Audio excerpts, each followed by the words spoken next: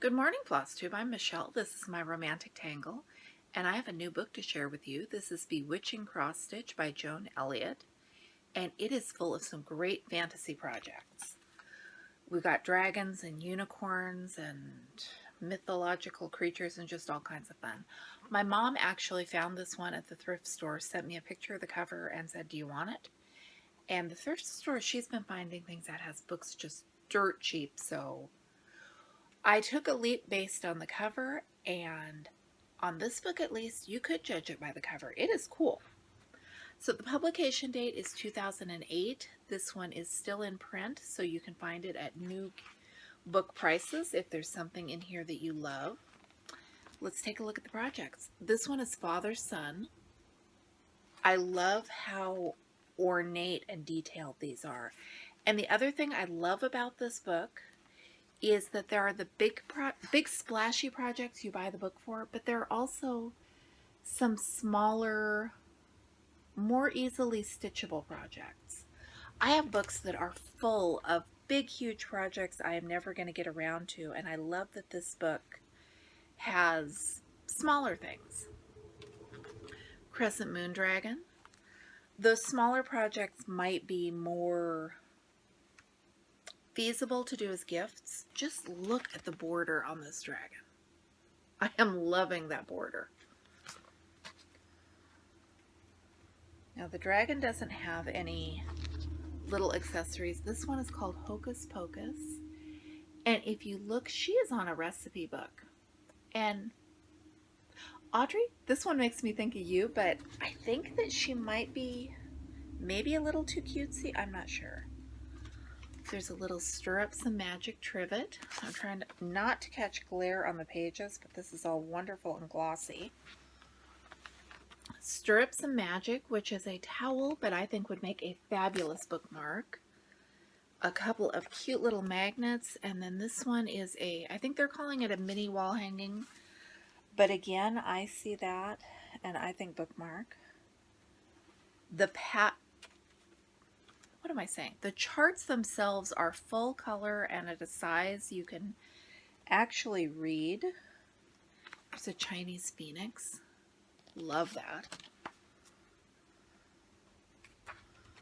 And the Chinese phoenix, its little companion projects are a trinket box and another towel. But again, I see a bookmark. I am much more likely to do that as a bookmark than a towel. And then some really pretty cards. You can see I'm contorting to not show you charts here, but we do what we got to do to make this work, right? A Wizard's View. Just so you are aware, most if not all of these call for metallic threads and beads, so if you're seriously thinking about stitching these, that's a consideration. Look at the owl. Love the owl. Love the castle. Really love the castle. And I like that, oh, the owl is a dream journal, and the castle is a drawstring bag. The unicorn is a card, and the dragon is finished on a box. There is really a lot of different variety as far as how to finish things. Okay, we had a little household mishap there. This is a personalized box with, I think they're calling these sprites? Pixies, something? Sprites. Some really cute cards.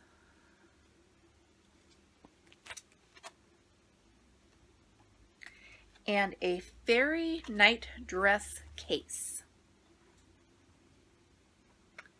which I haven't seen a night dress case in decades. I like that the book includes instructions for how to finish these projects and how to make yourself this night dress case from scratch, but they're all written, so you're going to have an idea what you're doing. It will tell you how they intend for you to finish it, but it's not going to hold your hand while you're doing it. These are pockets, so I'm not quite sure what they are, except for cute. I like the way this book goes from more, I don't know the word I want. It ranges from cute to, I guess, more sophisticated. The Celtic Wheel. I really like this one. Wow, that is ambitious, but it is gorgeous. And they gave you a mini cushion so you can do a smaller, less terrifying version. Got a sachet bag and a photo case. And I really think that you could mix and match the charts. So if you don't want to finish it the way that they finished it, you've got a lot of other suggestions here. Look at the cat. Okay, look at the window and the bottles and the broom and the hat, and there just happens to be a cat there. And then some really, I think they called these charms and amulets in the description. I think this book has a lot of inspiration for stitching gifts. An Enchanted Life. We have Believe, Hope, Dream, and Imagine.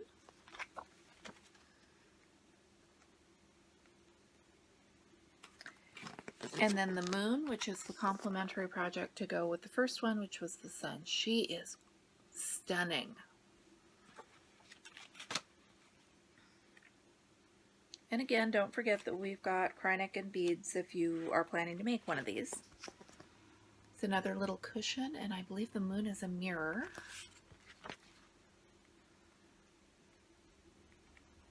And then some very, very minimal instructions on how to make up a card or a journal cover. I like this one.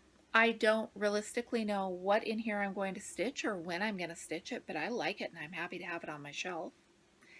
Again, it is Bewitching Cross Stitch by Joan Elliott. It is still in print. I have no complaints about this book at all. It's just, this is one of those books where it's just comes down to, are these designs you want to stitch? And some of them I think I want to stitch. If you'd like to see some more stitching books, check out my playlist, my Sewing Room bookshelf, because I have been flipping through as many of my books as I can to show you what is on my shelf that I love, and in one case warn you away from a book with a misleading cover. I'm Michelle, this is my Romantic Tangle, and I'll be back with you again soon. Thanks for watching.